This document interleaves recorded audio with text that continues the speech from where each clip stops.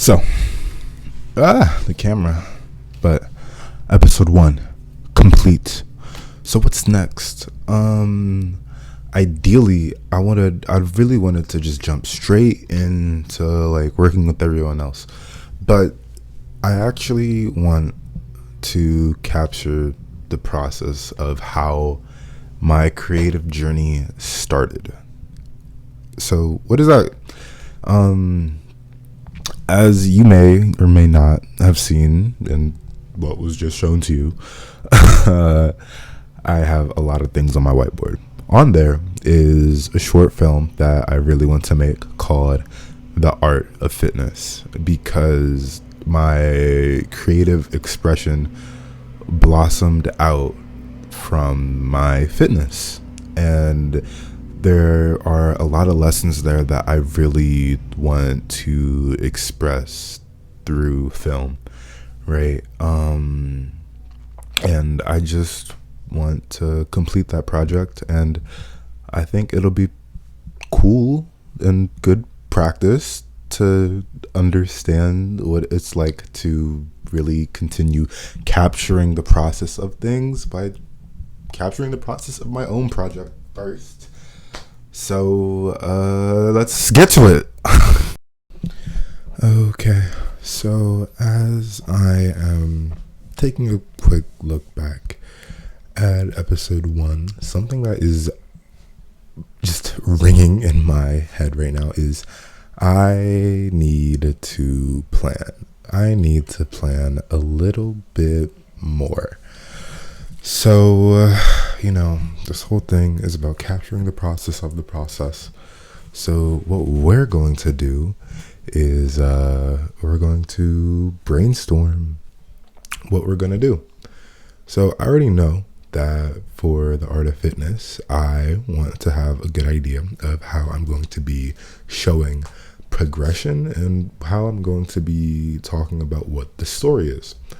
But I think I also need a better and more tangible idea of how I'm going to be figuring out what this episode is going to show as well, right?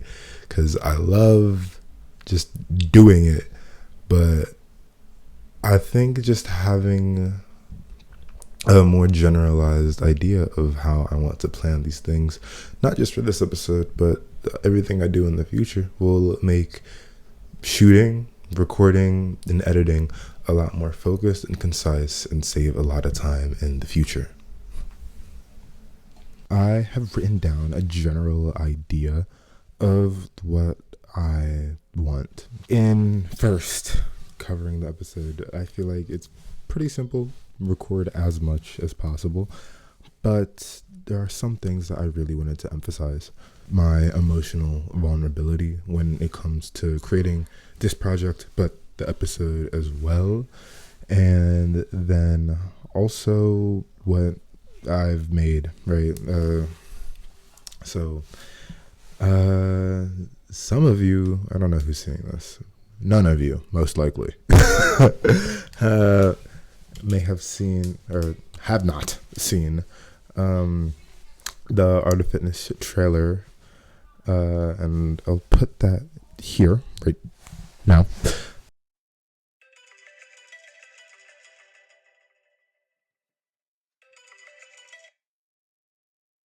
My fitness has been the route by which my creativity and confidence have come to spring forth.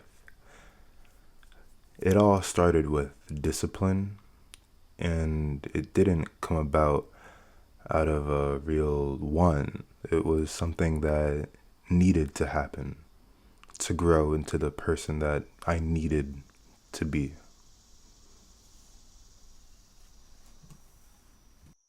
That was pretty interesting, right? But I want to review that. The introduction to this entire story that I'm going to be telling really means something to me, and with that trailer, I put that together so I could have something on my blog because I wanted to talk about the project, but I haven't done anything. And now that I'm returning to it, that is something that I really want to polish. I know a big thing that I've been talking about is, I just want to show this, but no, with this, I really want to capture my vision best I can. And with that trailer, I don't think that was the best of my ability. You know, I can do a lot more. And returning to it, I am excited to build upon that. Okay, so the art of fitness. This has gone through a lot of changes from YouTube video scripts that went nowhere. I just loved writing and I really wanted to make them, but each segment that I want to include, yeah, it could have been its own video, but I feel like one cohesive package is what it deserves, right? And from there, all of the lessons that make itself apparent in all of my scripts, I obviously want in the full film. So what does that look like? I have a Milo note that has 3 categories with the same topics, just slightly different wording. And it's like once I get to actually trying to speak about it or invest more into it, I get stuck. Okay, so I recorded and, I did it entirely freestyle like I've done everything else, and it didn't come out how I really wanted it. It's really funny looking with hindsight because I made 3 scripts and I thought I would get exactly what I wanted just talking to the camera with no preparation. So now I'm pretty glad that I get to take another step back and review what the original vision was that I had and make something with these new eyes that I have now. So ending today, we started writing the new script. I wrote the intro and like the origin story, settling the viewer into what is going on. And I'm really excited about finishing this up. It feels like I'm finally in a position where I can properly articulate what my story has been, and it feels great to get this off my chest. Hello guys, so it's been a couple days since I've last recorded or anything like that, but I finished the script. So what's next? First, I'm gonna revise it. I'm gonna read through it all out loud and make the necessary edits that I need to make with it, and also keep track of the time that it takes for me for all of the sentences, so I can get a rough estimate of how long this entire video is going to be. And then I'm going to highlight all the parts where I want the viewer to see me, so I can really minimize the amount that I am recording on my camera, and I can balance that out with having a healthy amount of B-roll as well, and I can plan around that as well. So yeah, we're getting things going. I'm doing it. Are you proud of me? I'm proud of me. So yeah, next time you'll see me, or whatever comes next after I speak on this, but yeah, I think I'm a lot closer to filming than I think I am. Okay, hello. So currently I am in the library. Yesterday I finished the script and I also highlighted everything that I wanted. So all I have to do now is record. So you might be asking, why am I in a completely different room though? I have been doing many projects while finishing up this project and the entire series of Life Through Lenses as well. I've been working on a interview series that I have dubbed Who Are You? And I really wanted to capture what everybody's individual creativity and what their creative mediums really means for them. And I just wanted to highlight that on a community level, really showing the importance of acting on our creativity, how it relates to our individual freedom, and like the importance of our self-expression, right? Because like for me, in my mind, it's very deep, right? There's a very direct correlation to the political expression and activity individuals can participate in when they also coincide with their creative expression, right? Their political expression just turns into another form of creativity for them, you know? And it's like, I really wanted to show that however individuals act upon their creativity, we can use that to help build community and connect with one another in a deeper way, you know?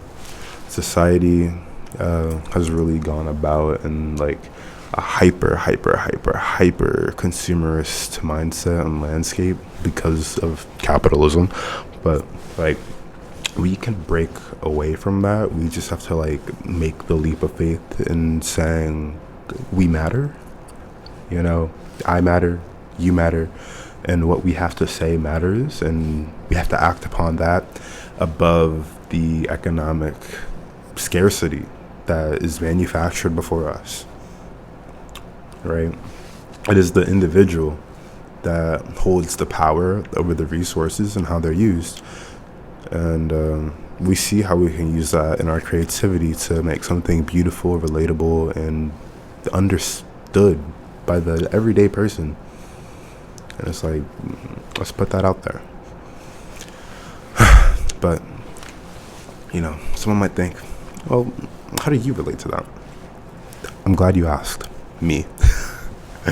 And it's like, I spent so much time in my head thinking about the thousand which ways I really wanted to express myself and build community. Because, sorry, I'm listening to music. This is really good. It's a Machine Girl song. Look at that. Perfect.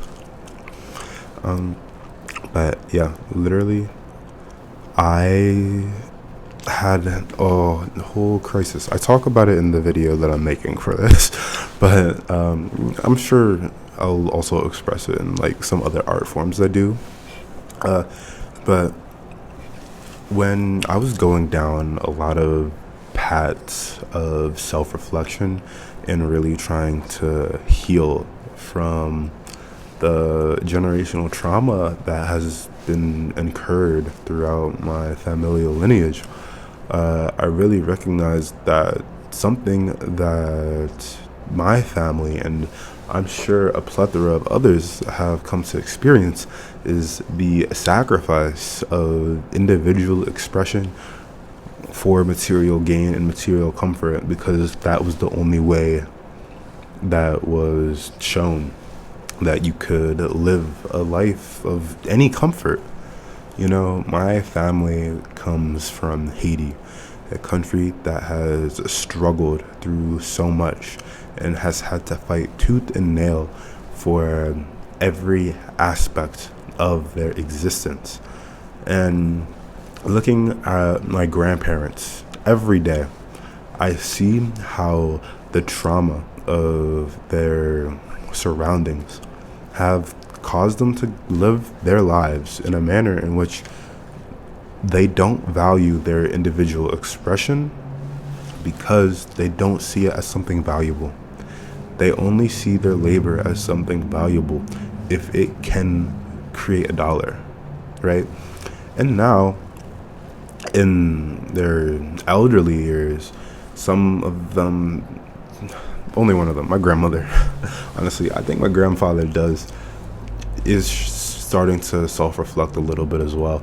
But now that they're in their adult years and they can really see like how raising children and how they have been raised, they can properly like articulate and like do the deep thought associated with it, and seeing how like the patterns of behaviors that they have participated in and those that came before them have also participated in weren't yielding the results for healthy human development. And like it starts with us to make that kind of change. And I feel like I've been going about it in a very roundabout way, where it's like, oh, like, talk about your creativity, talk about it, and like, just express yourself. But it's like, I've gone about this like meticulous route of having people express themselves, because if we can verbalize how our pain has been transmuted and changed into something that heals us, we can verbalize something much deeper as well, right? So like, let's take my grandmother for example.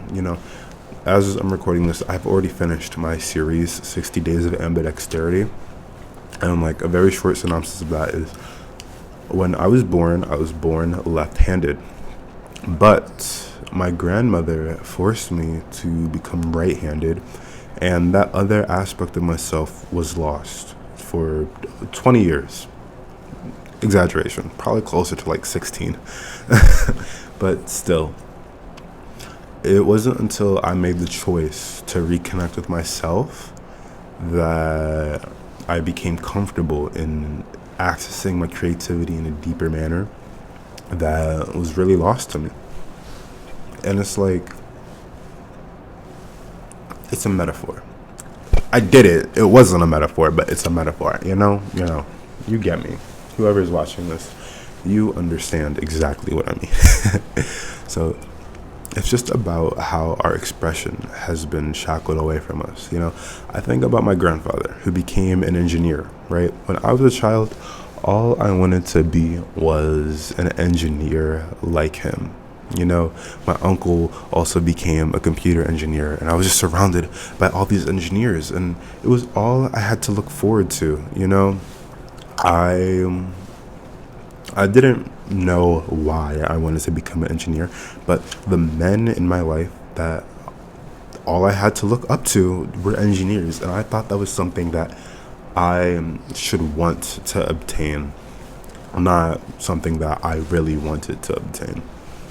And that really misaligned me with what I was truly passionate about, because this career became the focus of my life, when deep down I knew that all I wanted to do was make art.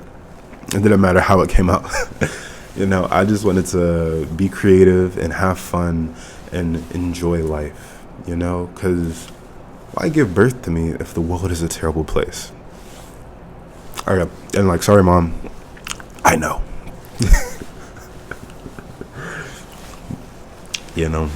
But like, serious. So. But like, that's the further messaging as well. Like, we want to create a world that really matters for the future generations, right? As I record this, I am an RBT. I work in ABA therapy, and it's like, we have delegated caring for the youth to nothing but a job. We send our kids to schools for 8 hours a day, not because it's something that we want them to do, right? We all want our kids to be educated, and 1,000%, but it's a necessity. The parents don't have the support or the time to take care, raise, and educate their kids properly on a community level. Our time, our lives are continuously taken away from us in the name of profit. Like, it's ridiculous. And as I record this, I'm 21. I have no hope for the future. Honestly, I really don't.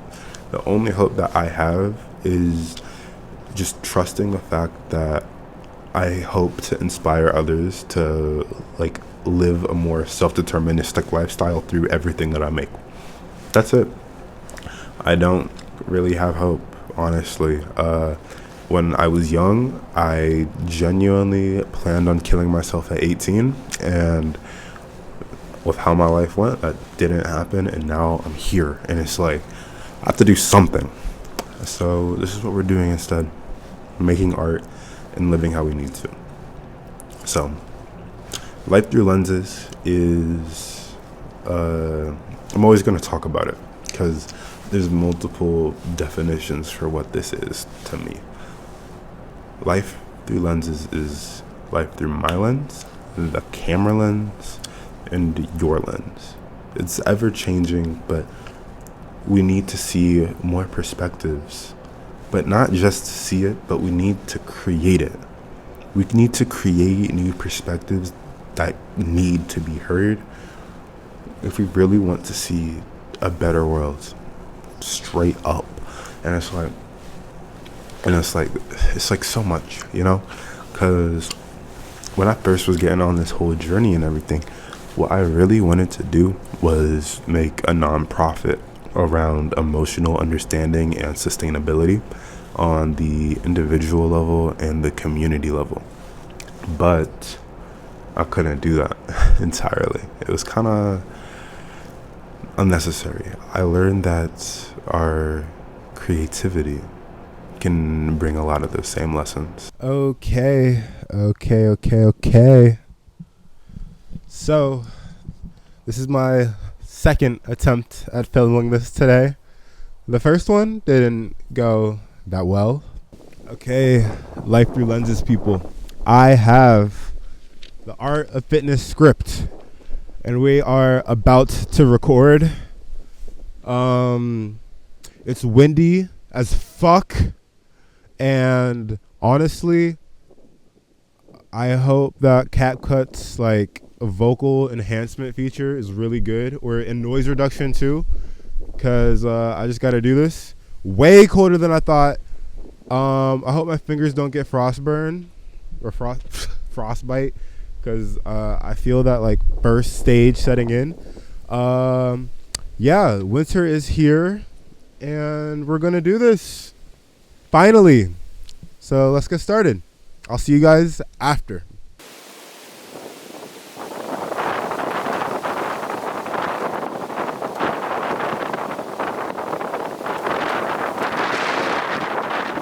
Fucking Christ.